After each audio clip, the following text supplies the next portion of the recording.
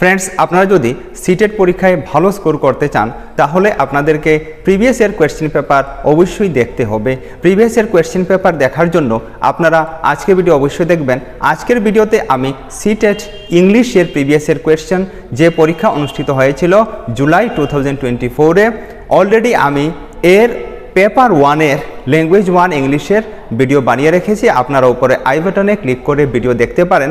তো আজকের ভিডিওতে আমরা পেপার 1-এর ল্যাঙ্গুয়েজ 2 ইংলিশ পেপারে কী কী কোয়েশ্চেন এসেছিল এই কোয়েশ্চেনগুলি আলোচনা করব। তো আজ আমরা আলোচনা করব শুধুমাত্র পেডাগজি এর 15 ইম্পর্টেন্ট কোয়েশ্চেন্স। তো চলুন শুরু করি আজকের ভিডিওটি আপনারা শেষ পর্যন্ত অবশ্যই দেখবেন, কেননা প্রিভিয়াস ইয়ার কোয়েশ্চেন আপনাকে 100% হেল্প করবে আপকামিং সিটেট এক্সামে ভালো নম্বর পেতে। তো চলুন শুরু করি আজকের ভিডিওকে প্লিজ আপনারা শেষ পর্যন্ত অবশ্যই দেখবেন। দেখুন, এখানে প্রথমে ইনস্ট্রাকশন এখানে দেখতে পাচ্ছেন। তো প্রথমে 121 থেকে 150 পর্যন্ত যে সমস্ত কোয়েশ্চেন, এই কোয়েশ্চেনগুলি হলো ল্যাঙ্গুয়েজ 2 এর কোয়েশ্চেন, এবং 136 থেকে যেগুলি কোয়েশ্চেন দেওয়া হয়েছে দেখুন এগুলি হলো পেডাগজি এর এমসিকিউ বা কোয়েশ্চেন্স। এখানে 129 থেকে 135 পর্যন্ত এই যে স্টোরি এর এক্সট্র্যাক্ট, এই স্টোরি এর এক্সট্র্যাক্ট থেকে কম্প্রিহেনশন টেস্টের কোয়েশ্চেন জিজ্ঞাসা করা হয়েছে। তো চলুন আমরা চলে যাব কোয়েশ্চেন নাম্বার 136-এ। দেখুন question 136, while preparing a lesson plan on the topic pollution, what will be your first step? আপনি যখন পলিউশন এই টপিকের উপর কোনো লেসন প্ল্যান তৈরি করবেন তখন আপনার প্রথম পদক্ষেপ কী হবে? দেখুন, অ্যাজ এ টিচার আমরা কোনো ক্লাস ভালোভাবে কন্ডাক্ট করতে চাইলে প্রথমে যে টপিক আমরা পাঠদান করব সেই টপিকের উপর আমাদের লেসন প্ল্যান তৈরি করতে হয়। তো লেসন প্ল্যান তৈরি করার সময় সর্বপ্রথম আমাদের অবজেক্টিভ সেট করতে হয়। চলুন অপশনগুলি কী বলছে দেখব। অপশন 1 বলছে go through the topics many Times. আপনি পড়ানোর পূর্বে ওই টপিকের উপর বেশ কয়েকবার আলোকপাত করবেন বা ওই টপিক বেশ কয়েকবার পড়বেন। তারপর অপশন 2 বলছে সিলেক্ট টিচিং এইডস। আপনি টিচিং এইড কী কী টিএলএম ইউজ করবেন এটা সিলেক্ট করবেন, বাছাই করবেন। অপশন 3 বলছে frame objectives. Yes, this is the right answer. কেননা আমরা লেসন প্ল্যান তৈরি করার ফার্স্ট স্টেপ হিসাবে অবজেক্টিভ সেট করে থাকি যে এই লেসন থেকে শিশুরা কি অ্যাচিভ করবে। তো 3 হয়ে যাবে, তাই এই কোয়েশ্চেনের কারেক্ট আনসার। আর অপশন 4 বলছে prepare introductory questions. Introductory question প্রথমে প্রিপেয়ার করা হয় না, মনে রাখবেন। তো কোয়েশ্চেনের কারেক্ট আনসার কী করে হলো আশা করি আপনি গ্যাস করতে পারলেন।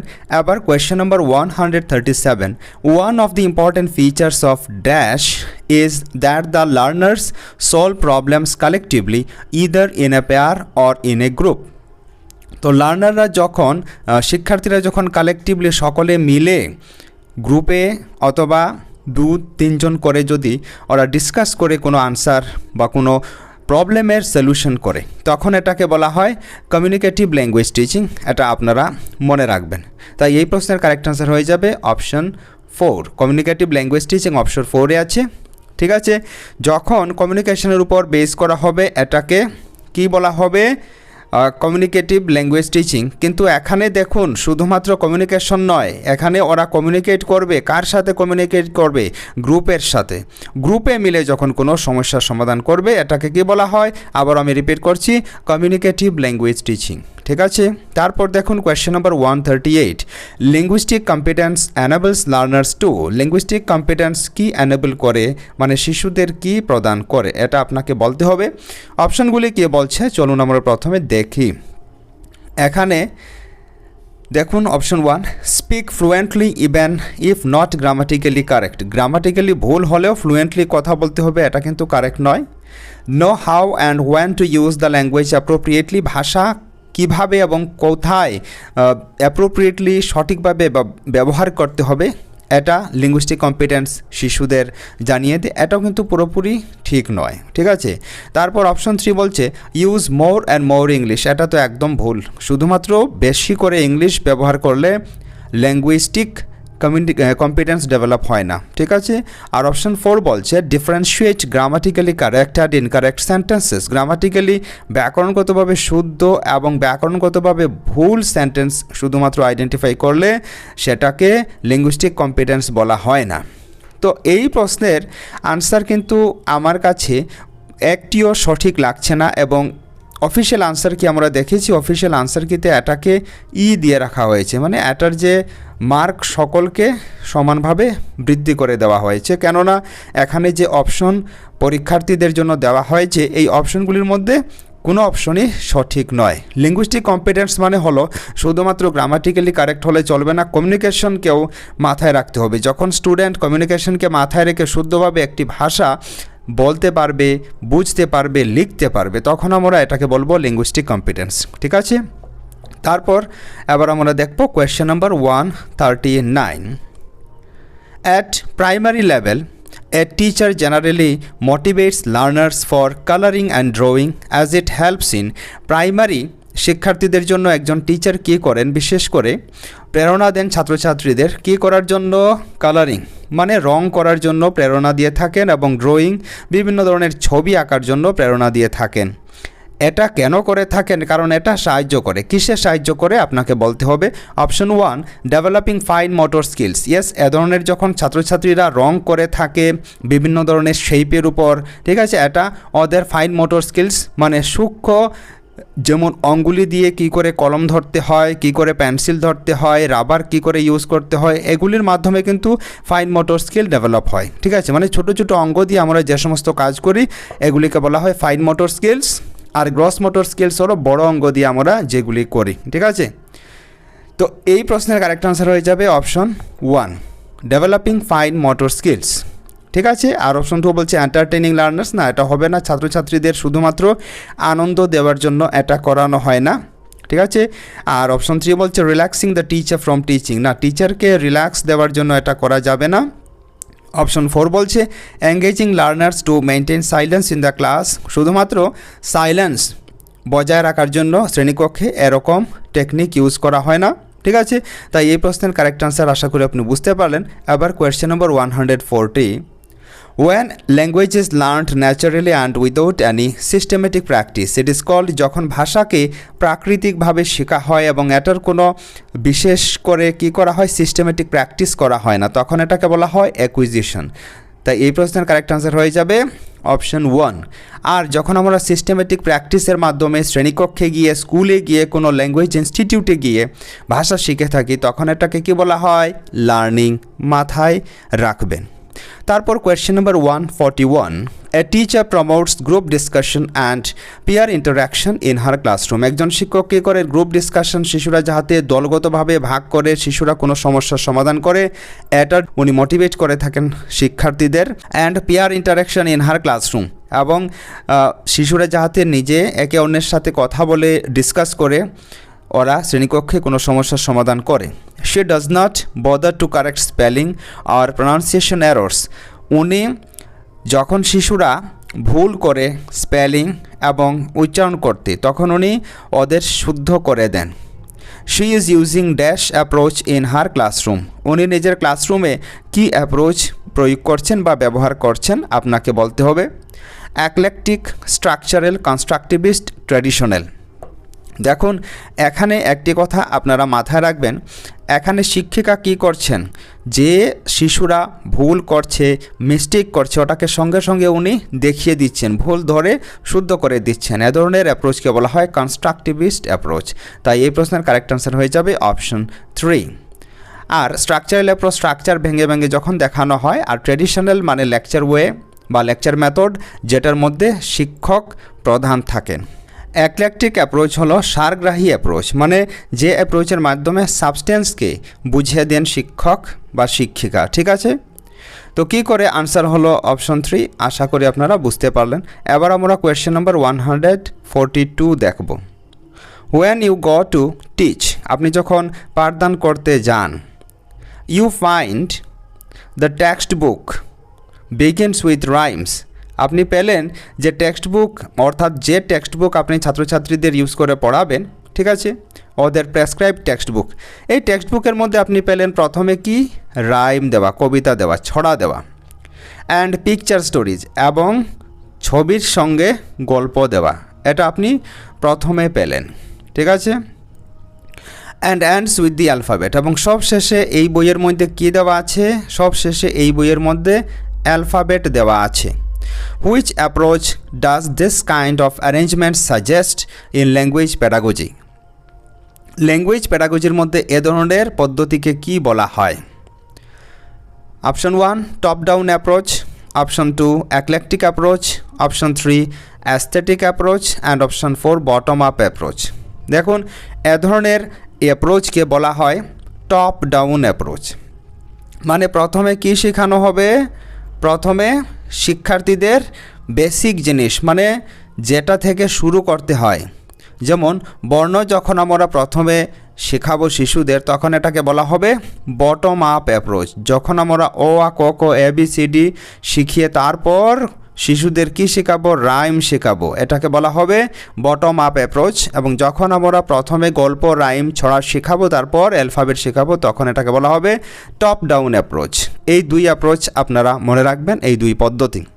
তারপর দেখুন question number 143, a teacher asks her learners two write a paragraph on water.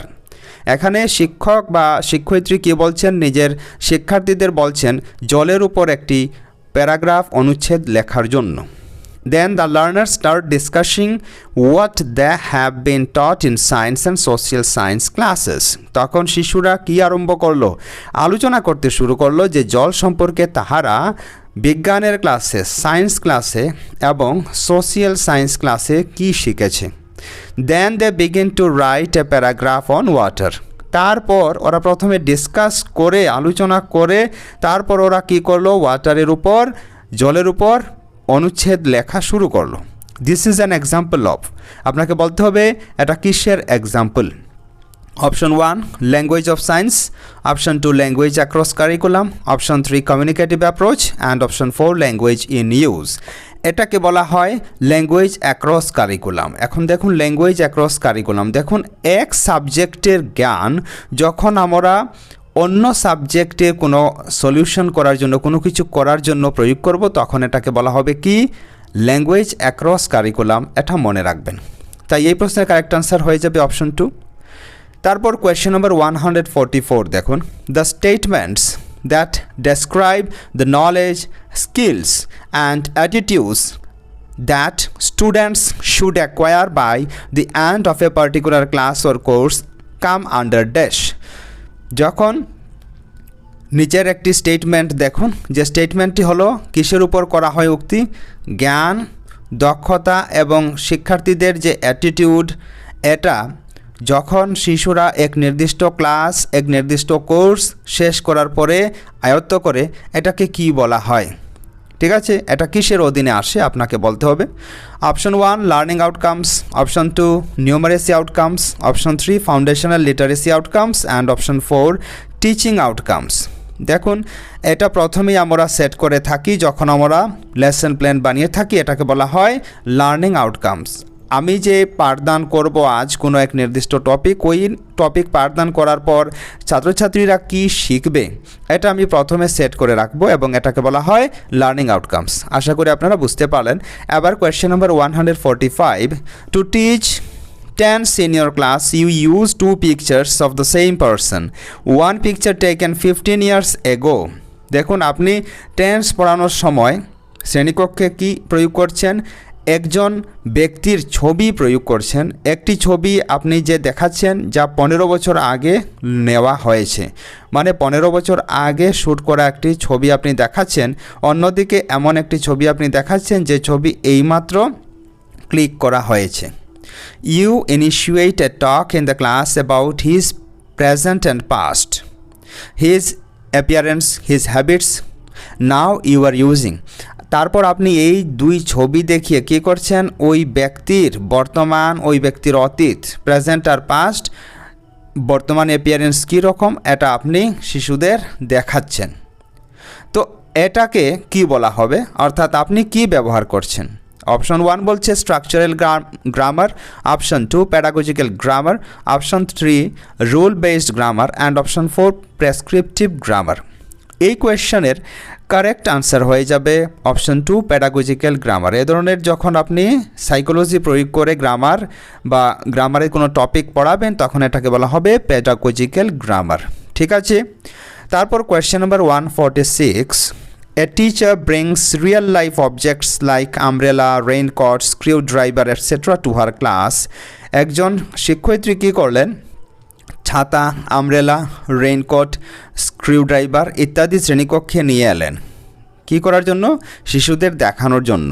She asks the learners to describe the objects in 2 to 3 sentences. এবং উনি এক একটি অবজেক্ট শিশুদের দেখিয়ে অবজেক্ট বিষয়ে কোনো কিছু বর্ণনা দেওয়ার জন্য উনি বললেন, মানে 2 অথবা 3টি বাক্যে এই অবজেক্টকে ডেসক্রাইব করার জন্য, বর্ণনা করার জন্য বললেন। The materials that the teacher brings in the class is technically called. আর এই শিক্ষিকা যে সমস্ত ম্যাটেরিয়াল ক্লাসে নিয়ে এলেন এগুলিকে টেকনিক্যালি কী বলা হয়?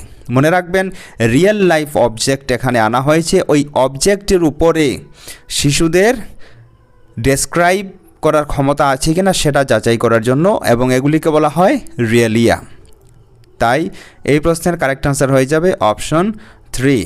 অবশ্যই আপনারা মনে রাখবেন, তো রিয়েল লাইফ থেকে যখন কোনো অবজেক্টকে এনে শিক্ষক শ্রেণীকক্ষে এভাবে শিশুদের দিয়ে বর্ণনা করাবেন, অর্থাৎ শিশুদের বোধগম্যতার পরীক্ষা উনি নিচ্ছেন কতটুকু বুঝে ওই জিনিস নিয়ে, তো এটাকে বলা হয় রিয়েলিয়া। মনে রাখবেন, এটাকে কখনও আপনি টিচিং এইডস বা টিচিং ইনস্ট্রুমেন্টস বা টিএলএম বলবেন না।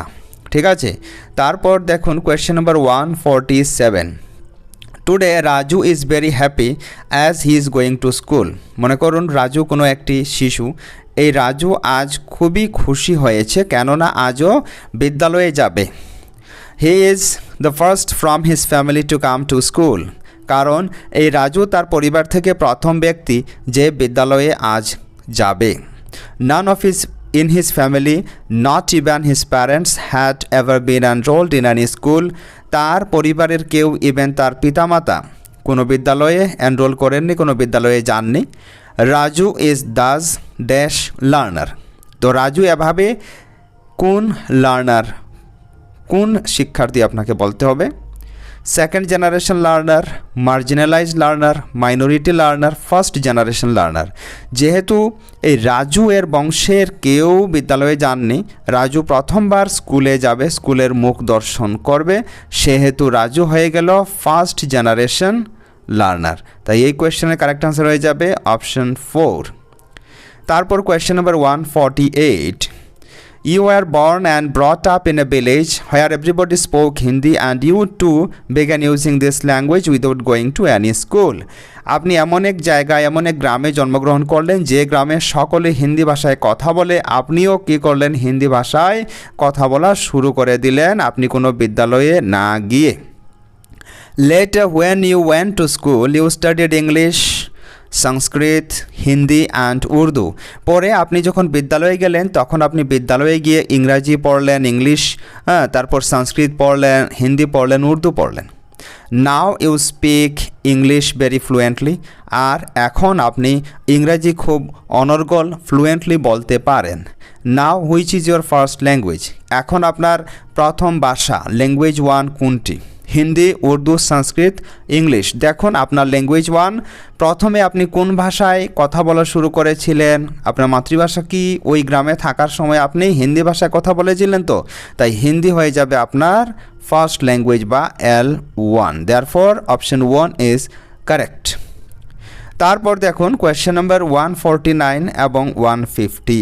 ঠিক আছে, তো 149 number question, you as a teacher find that the language used in the lesson is very difficult for your learners.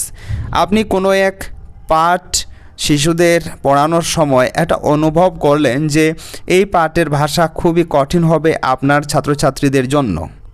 You simplify the language and also make certain changes in the content to suit your learners. আপনি প্রথমে এই পাঠের ভাষা সহজ করলেন, তারপর আপনি যে পাঠের মধ্যে যা যা আছে, কন্টেন্ট আছে, এগুলিকে পরিবর্তন করলেন কিসের জন্য? আপনার ছাত্রছাত্রীরা যাহাতে বুঝতে পারে, আপনার ছাত্রছাত্রীদের উপযুক্ত করে আপনি পরিবর্তন আনলেন। What you have done is called. আপনি যা করলেন এটাকে কি বলা হবে? Adaptation, evaluation, review, adopting. দেখুন এটাকে বলা হবে অ্যাডাপ্টেশন। যেহেতু আপনি এখানে কি করছেন, যে পাঠের মধ্যে আছে এই বিষয়বস্তুকে আপনি সিম্পলিফাই করছেন, আপনি আপনার ছাত্রছাত্রীদের উপযোগী করে তুলছেন, তো এটা হয়ে যাবে অ্যাডাপ্টেশন। আর ইভ্যালুয়েশন হলো মূল্যায়ন করা, সবশেষে যাচাই করে খতিয়ে দেখা। রিভিউ হলো একবার করার পর পুনরায় এটাকে আরও একবার দেখা। আর অ্যাডপ্টিং হলো কি অ্যাকসেপ্ট করা। তাই এই প্রশ্নের কারেক্ট আনসার 1 কীভাবে হলো আশা করি আপনি বুঝতে পারলেন। আবার দেখুন question number 150, children learn a language most effectively when they have dash. শিশুরা একটি ভাষাকে সবচেয়ে প্রভাবশালীভাবে শিখতে পারে কখন? যখন তাহাদের এ গুড টেক্সট বুক, একটি ভালো বই থাকবে, টেক্সট বই থাকবে, ইনহিবিশন থাকবে, ওরা আন্তরিকভাবে প্রস্তুত থাকবে, মোটিভেশন, ওরা মোটিভেটেড থাকবে। তারপর অপশন 4 বলছে এ প্রফিশিয়েন্ট ল্যাঙ্গুয়েজ টিচার, ওরা এক প্রফিশিয়েন্ট ল্যাঙ্গুয়েজ টিচারের সান্নিধ্যে আসবে। দেখুন the correct answer of this question is option 3, motivation. আমরা কি করতে হবে? কোনো ভাষা শেখার ক্ষেত্রে সবচেয়ে গুরুত্বপূর্ণ বিষয় হলো মোটিভেশন, অনুপ্রেরণা। আমরা যখনই মোটিভেটেড হয়ে থাকব তখনই আমরা কোনো ভাষা, নতুন ভাষাকে শিখতে পারবো। ঠিক আছে ফ্রেন্ডস, তো আজকের ভিডিওতে আমরা এই 15টি এমসিকিউ আলোচনা করলাম। পরবর্তী ভিডিওতে অন্য টপিক নিয়ে আলোচনা করব। ততক্ষণ পর্যন্ত আপনি সুস্থ থাকুন, সুস্থ রাখুন। জয় হিন্দ।